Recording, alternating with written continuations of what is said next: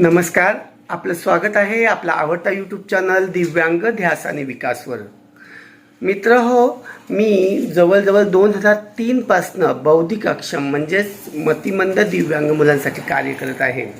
हे कार्य करत असताना बऱ्याच वेळा मला समाजातील लोक अगदी कुतूहलापोटी मला विचारत असतात की तुम्ही ह्या मुलांना खानाखुनाने शिकवता का, किंवा यांची काही वेगळी भाषा असते का.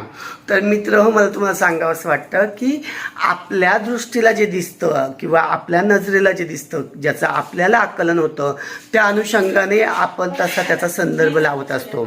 म्हणजे बऱ्याचदा अंध लोकांची जी लिपी आहे ती ब्रेल लिपी आहे.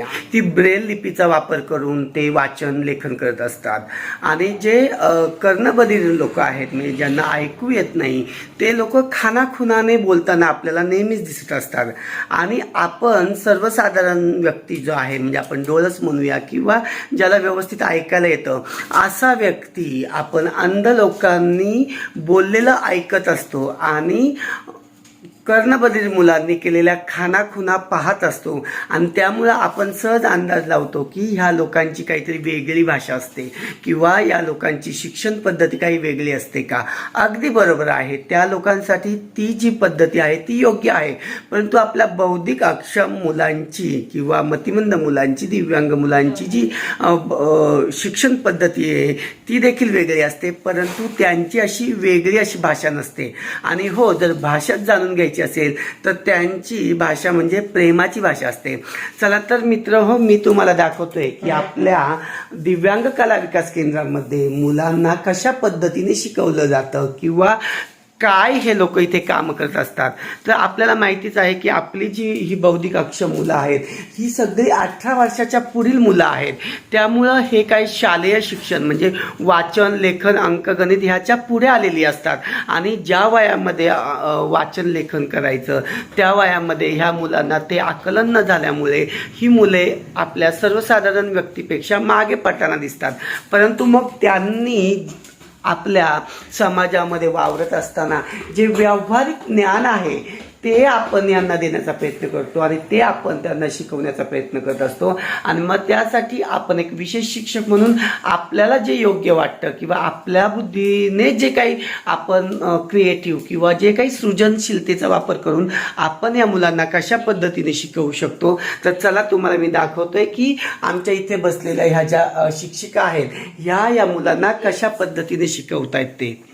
हे पहा, इथे आम्ही एक बोर्ड तयार केलेला आहे. म्हणजे खरं तर ह्या ज्या उदबत्त्या आहेत तर तुम्ही पाहताय की ह्या बाकीच्या मुलांना त्या वाचता येत आहेत किंवा त्यांची जी लेवल आहे ती थोडीशी पुढची लेवल आहे. परंतु हा जो विद्यार्थी आहे तुम्ही पाहाल की त्याच्यासाठी आम्ही इथे एक मोजणीची पाटी तयार केलेली आहे. त्याच्यावर आपण सर्रास जर बाहेर पाहिलं तर आपल्याकडे जे नंबर्स असतात, म्हणजे जे अंक असतात ते इंग्लिशमध्ये असतात. आणि म्हणून आपण खरं तर इंग्लिशचा वापर केलेला आहे. आणि त्याच्या पुढे आपली मातृभाषा ही मराठी आहे म्हणून आपण मराठीचा अंक इथे लिहिलेला आहे. तर मित्र, खरं तर तुम्ही पाहाल की इथे आम्ही 12 पर्यंतच आकडे घेतलेले आहे. त्याचं कारण असं आहे की आपल्या रोजच्या व्यवहारामध्ये आपल्याला घड्याळ येणं गरजेचं आहे किंवा मग घड्याळामध्ये जे नंबर असतात ते 12 पर्यंतच असतात. पुढे देखील आपण या मुलाला शिकवणार आहोत. परंतु पहिल्यांदा आम्ही याचे टप्पे केले होते. म्हणजे ह्या मुलाला, हा मुलगा जवळजवळ माझ्याकडे 7 ते 8 वर्षापासून आहे. त्यामुळं पूर्वी आम्ही त्याला 5 पर्यंत 1 ते 5 अंक शिकवले, नंतर 5 ते 10 शिकवले आणि आत्ता आपण जो टप्पा घेतलेला आहे तो आहे आपला 1 ते 12 अंकाचा. आणि म्हणून खरं तर आपल्याला, आपण इथे तुम्ही पाहाल की ही जी अगरबत्ती आहे आपण एक रकाना केलेला आहे आणि त्या रकान्यामध्ये ह्या मुलाने एक अगरबत्ती ठेवायची आहे जेणेकरून त्याला ते मोजता येईल. चला आपण पाहूया की त्याने तर हे मॅडमांच्या मदतीने, म्हणजे शिक्षिकेच्या मदतीने हे उदबत्त्या ठेवलेल्या आहेत. 2 3 4 5 6 7 8 9 10 11 12 तर मित्र हो, अशा पद्धतीने आपल्या या दिव्यांग कला विकासमध्ये आपण मुलांना आपल्या पद्धतीने शिक्षण पद्धती आपण वापरत असतो.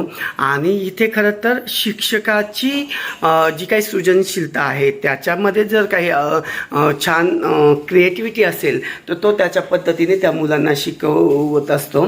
तर मला तुम्हाला या व्हिडिओच्या माध्यमातून हेच सांगायचं आहे की ह्या मुलांची अशी वेगळी काही शिक्षण पद्धती नसते. आपण खरं तर त्याला विशेष शिक्षण असं म्हणूया, परंतु मला असं वाटतं की प्रत्येक व्यक्ती हा वेगळा आहे, प्रत्येकाची समज वेगळी आहे, प्रत्येकाची विचार करण्याची शक्ती वेगळी आहे.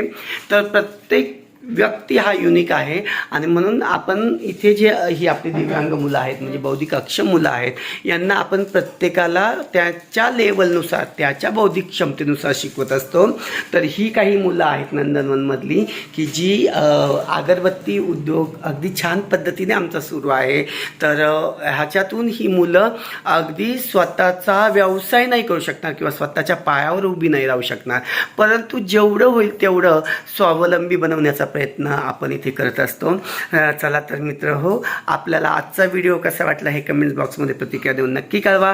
व्हिडिओ आवडल्यास व्हिडिओला लाईक करा, सबस्क्राईब करा आणि शेअर करा, जेणेकरून आपल्या या शिक्षण पद्धतीचा उपयोग अनेक दिव्यांग बांधवांना होईल. आणि मित्र हो, तुम्हाला मी सांगतो की आपली जी संस्था आहे ही येणेरे गावामध्ये माझ्या घरामध्येच सध्या सुरू आहे. इथेच आपण या मुलांना आपल्या पद्धतीने शिक्षण देत असतो.